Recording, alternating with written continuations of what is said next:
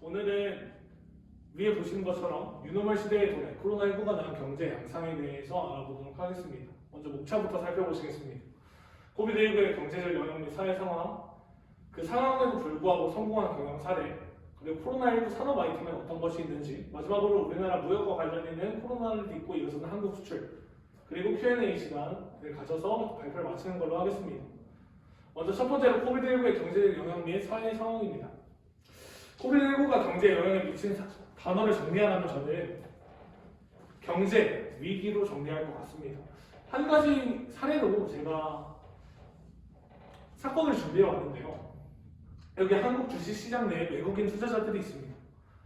코로나19가 터지자 한국 주식시장 내에 있는 외국인 투자자들은 위에 보시는 표처럼 순매도 추이가 약 8천억 혹은 7천억에 해당하는 많은 돈을 자신의 주식을 팔기 시작했습니다. 그 종목들은 표에서 보실 수 있다시피 삼성전자, SK하이닉스, 그리고 현대차가 주를 이뤘습니다.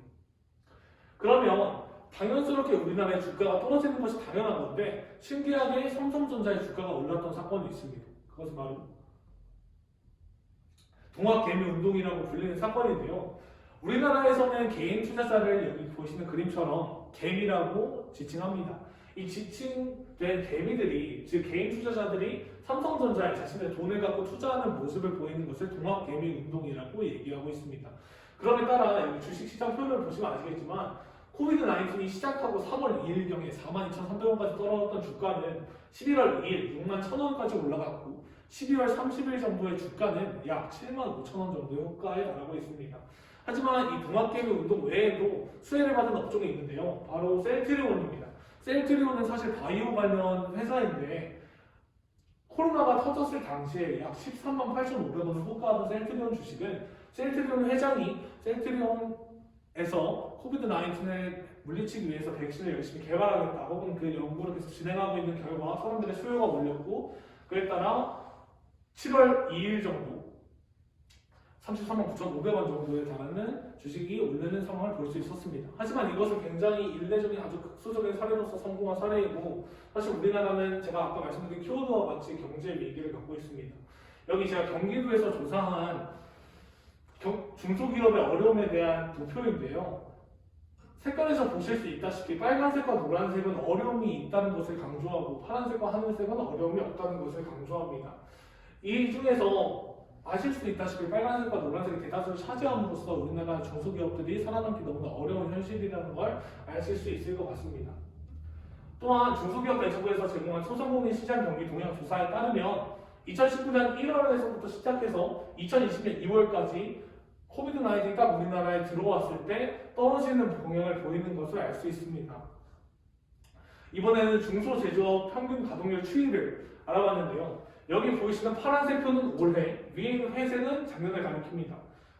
작년과 올해를 비교했을 때 시작점보다 낮았는데 2020년 6월만 비교하면 작년과 약 6.9% 정도가 차이나는 평균 가동률을 보이고 있습니다. 그리고 우리나라의 신용카드 결제 또한 경제가 어려워지면서 힘들어졌는데요. 노란색이 올해, 파란색이 작년의 결제액입니다. 근데 3월 15일만 비교해 봤을 때 작년보다 줄은 신용카드 결제액을 보실 수 있고 이에 따라 우리나라 국민들의 소비심리 악화가 진행되고 있다는 것을 알 수 있습니다. 하지만 이 경제 악화 상황은 사실 우리나라만 있는 게 아니었는데요. 제가 해외 사례를 준비했습니다. 바로 프랑스, 중국, 미국을 준비했는데요. 프랑스는 제가 실업률 추이를 프랑스 통계청에서 인용을 해서 가져왔습니다.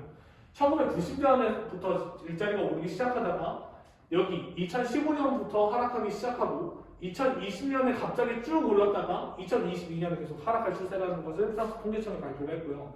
중국은 사실 약 80년간 경제 성장을 계속 이뤄내고 있고 경제 성장률이 마이너스를 달린 적이 단 한 번도 없는데 2020년 1분기에 처음으로 몇십 년 만에 경제 성장률 마이너스를 찍은 사태를 보이고 있습니다.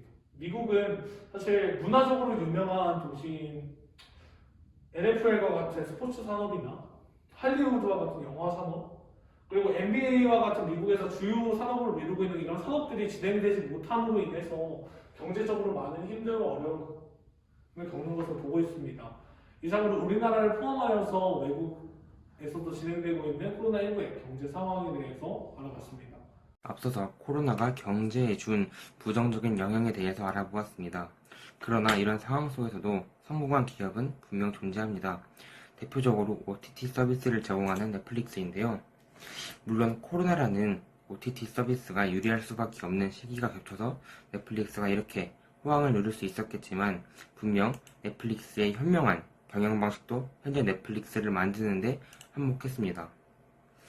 이 그래프를 보시면 단 몇 개월 만에 엔터테인먼트 분야의 황제라 불리는 디즈니를 뛰어넘은 것을 알 수 있습니다. 이때 OTT 서비스란 유튜브, 넷플릭스와 같이 셋톱박스 없이도 영상을 제공하는 서비스를 말합니다. 물론 디즈니도 지금은 OTT 산업에 뛰어들었으나 아직까지 넷플릭스의 확고한 위치를 따라잡지 못했습니다. 이렇게 괴물의 바늘에 오른 넷플릭스에는 수많은 규제들이 따르고 있습니다. 캐나다, 유럽연합, 중국, 대한민국 등에서는 30%에 육박하는 세금을 매기며 중국과 칸 영화제는 넷플릭스에 대해 배타적인 태도를 보이고 있습니다. 이러한 규제 속에서도 넷플릭스는 계속해서 성장하고 있는데요. 지금 1억 6,700만 명이라는 어마어마한 회원수를 보유하고 있기도 합니다. 위 그래프는 넷플릭스가 공개한 재무제표에서 따온 그래프입니다. 매출이 계속해서 증가하고 있다가 코로나가 터지고 난 이후에는 더 크게 증가하고 있는 것을 알 수 있습니다. 밑에 있는 그 그래프는 넷플릭스의 주식 그래프인 주가 변동 그래프인데요. 같은 맥락에서 역시 주가가 폭등하고 있는 것을 알 수 있습니다. 여기서 더 나아가 이 그래프는 넷플릭스의 회원이 분포하고 있는 비율인데요. 먼저 캐나다와 미국, 그 다음으로는 유럽, 그리고 라틴 아메리카 순으로 많아지고 많고 마지막으로 아시아가 있는데요. 아시아는 전 세계 70억 명 중에 44억 명이 살고 있는 대륙인 만큼 아시아에서의 넷플릭스의 성장 가능성은 더욱 크다고 할 수 있습니다. 지금까지 넷플릭스가 수많은 규제 속에서도 성장할 수 있었던 배경에 대해 알아보았는데요. 이런 넷플릭스에 성장할 수 있었던 근본적인 원인은 넷플릭스만의 독특한 경영 방식과 마케팅에 있습니다. 이러한 넷플릭스의 마케팅 및 경영 방식이 가장 잘 드러나 있는 작품이 바로 2013년에 공개된 넷플릭스 오리지널 하우스 오브 카드입니다. 하우스 오브 카드는 소비자들의 평점을 분석하여 소비자들이 좋아하는 배우, 장르 등을 예측했습니다. 그리고 소비자들의 시청 주기를 분석하여 가장 적합한 때에 맞추어서 드라마를 공개했습니다. 마지막으로 소비자들은 입소문을 잘 낸다는 점을 이용하여 소비자를 이용한 마케팅을 이어나갔습니다. 지금까지 코로나19가 도래한 코시국에서도 현명한 대처와 경영 방식으로 성공을 극대화한 기업에 대해 알아보았습니다. 안녕하십니까. 저는 이번에 코로나 시국 산업 현황과 산업 아이템에 대해 소개해 드리도록 하겠습니다. 일단 여기 표를 보시면 알 수 있다시피 코로나로 인해서 뒤처지는 사업도 있었지만 발달하는 사업도 있었습니다. 예를 들면 바이오 헬스케어, 교육, 사무, 인공지능, 그리고 오른쪽을 보시면 의학 회사 등이 있었는데요. 여기서 알 수 있는 것은 코로나 시대로 인한 새로운 산업 아이템이 등장했다는 것입니다.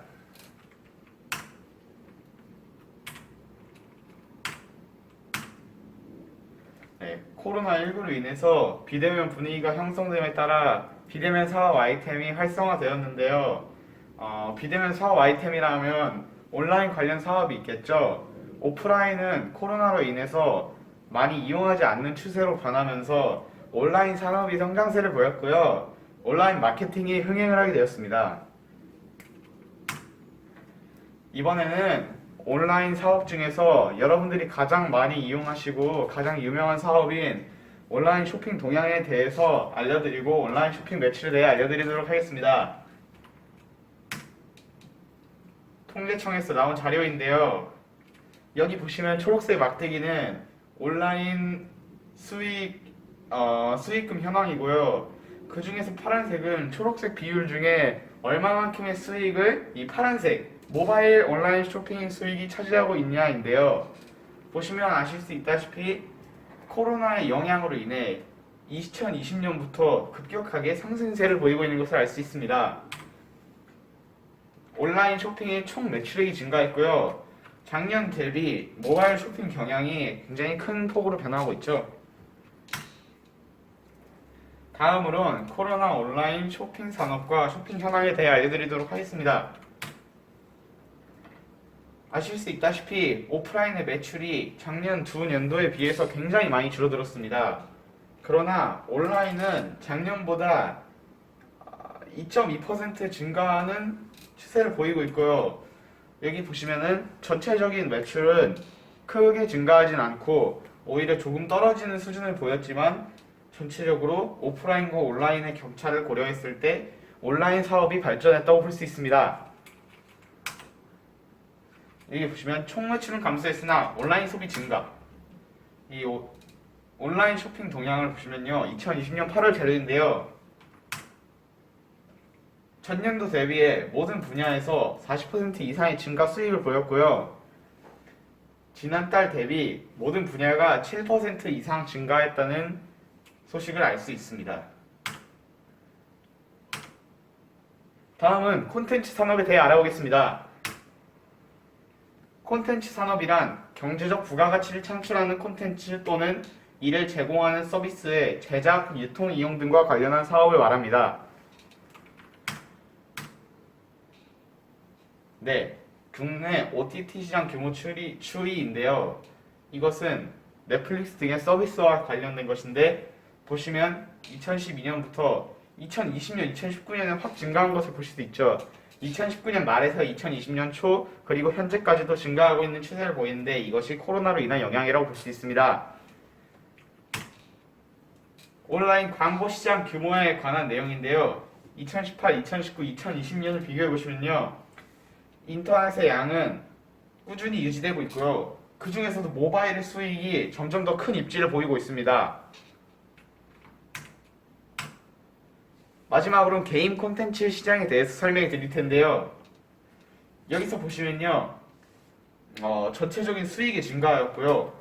13.3%의 모바일 수익, 그리고 4.8%의 PC 수익, 그리고 각종 콘솔 수익은 약 6%에서 7%가량 증가한 것을 보실 수 있는데요. 이것이 코로나로 인해서 사람들이 오프라인에서 할 것을 찾기 위해 온라인과 연결하여 온라인 게임을 집에서 즐긴다 이런 식으로 코로나로 인한 온라인 사업 발전에 도움을 주었다고 할 수 있겠습니다. 이것은 막대 그래프로 나타낸 것인데요. 좀 더 보기 쉽죠? 모바일 26.8%, 그리고 PC 3.1%, 콘솔 2.3%로 온라인 사업이 증가한 것을 알 수 있습니다. 네, 저는 코로나19 한국 수출에 대해 발표하고자 합니다. 코로나19의 영향으로 올 4월 경상 수지는 약 33억 3천만 달러 규모의 적자를 기록했습니다. 이는 2012년 1월 이후 99개월 만인데요. 반도체와 자동차, 선박, 철강, 가전 등 주력 수출 품목 모두 마이너스 실적을 기록했습니다. 이 기간 동안 수출이 24%가 급감했는데 이는 2009년 금융위기 후 최대, 역대 세 번째 규모입니다. 5월엔 다시 흑자로 돌아섰으나 작년 동월 대비 절반에도 미치지 못하는 규모였으며 4년에 이어 두 달 연속 수출이 20% 넘게 감소했습니다. 그 후 8월까지 4개월 연속 흑자를 기록했으나 이는 경기 둔화에 따른 수요 부진으로 수입이 줄게 되면서 되려 무역 흑자가 증가하는 불황형 흑자였습니다. 그러다 9월 우리의 주력 수출 상품인 반도체와 자동차를 중심으로 수출 반등에 성공하며 월 경상 수지 흑자 규모가 2018년 9월 이후 2년 만에 100억 달러를 넘어서게 됐습니다. 자동차 수출이 약 15%, 반도체는 약 12% 증가하며 수출과 수입의 차이를 나타내는 상품 수준은 120억 달러를 넘어섰습니다. 이에 그치지 않고 반도체 제조 장비와 승용차 부품 등 자본재와 소비재의 수입이 증가하게 되면서 올 2월 이후 7개월 만에 수출입 모두 작년 대비 증가세로 전환했습니다. 그러면서 수요 부진으로 수출과 수입이 함께 줄어든 데 따른 불황형 흑자에서 5개월 만에 벗어나게 됐습니다. 9월에 이런 긍정적인 흐름이 계속된다면 올해 전망치인 540억 달러를 넘어 작년 수준인 600억 달러 규모에 근접할 것으로 예상됩니다. 그리고 10월에는 작년 동월 대비 수출 3.6%, 수입 5.8%가 감소하며 수출 입실 쪽은 작년을 밑돌았으나 일평균 수출액이 5.9% 증가하면서 9개월 만에 증가세를 보였습니다. 9개월부터 이어진 수출 개선 흐름이 계속되고 있음을 알 수 있습니다. 한편 코로나 특수를 기회 삼아 뚜렷한 수출 호조를 보인 분야도 있는데요.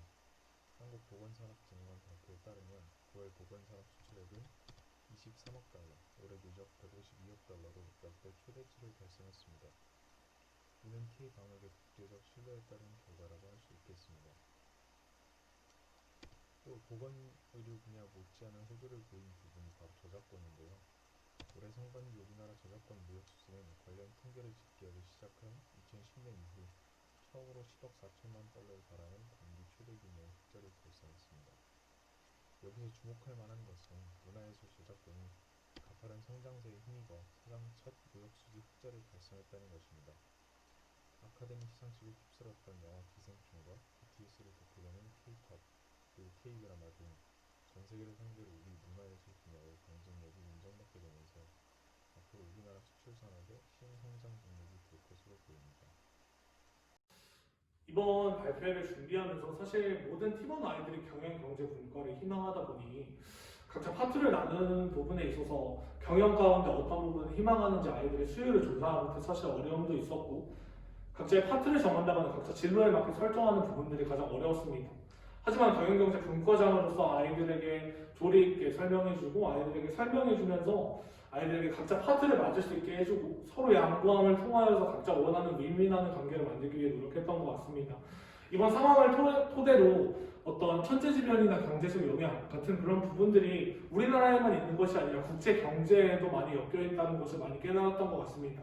우리나라 경제만 볼 것이 아니라 다른 타국의 경제 상황도 보면서 우리나라의 경제를 이해한다면 더 좋은 경제적 지식을 얻을 것 같다는 생각이 들었습니다. 감사합니다. 공개 발표회와 동아리 발표회를 꽤 오랜 시간 동안 준비했는데 제가 관심 있고 좋아하는 분야에 대해서 오랜 시간 동안 탐구하고 공부하면서 발표를 준비해서 많은 사람들 앞에서 제 의견을 말할 수 있었다는 그러한 사실이 저에게 큰 도움이 됐었던 것 같습니다. 네, 안녕하세요. 이번에 공개 발표를 하게 되면서 정말 많은 걸 느꼈는데요. 한 주제에 대해서 다 같이 탐구하면서 배워갈 게 많다는 것을 느꼈습니다. 그리고, 잘 몰랐던 주제에 대해서 심층적으로 공부를 하게 되면서 마치 제가 전문가가 된 기분도 들었고요. 스스로 공부할 수 있는 기회가 있어서 정말 좋았습니다. 무엇보다 그냥 배우는 것보다 제가 직접 탐구하고 직접 구상한 기획을 하고 발표하는 것까지 하고 나니까 더 잘 알게 됐다는 느낌이 들었고요. 정말 많은 걸 유익하게 배운 것 같습니다. 그리고 다음에도 이렇게 공개 발표를 할 기회가 있었으면 좋겠습니다. 감사합니다.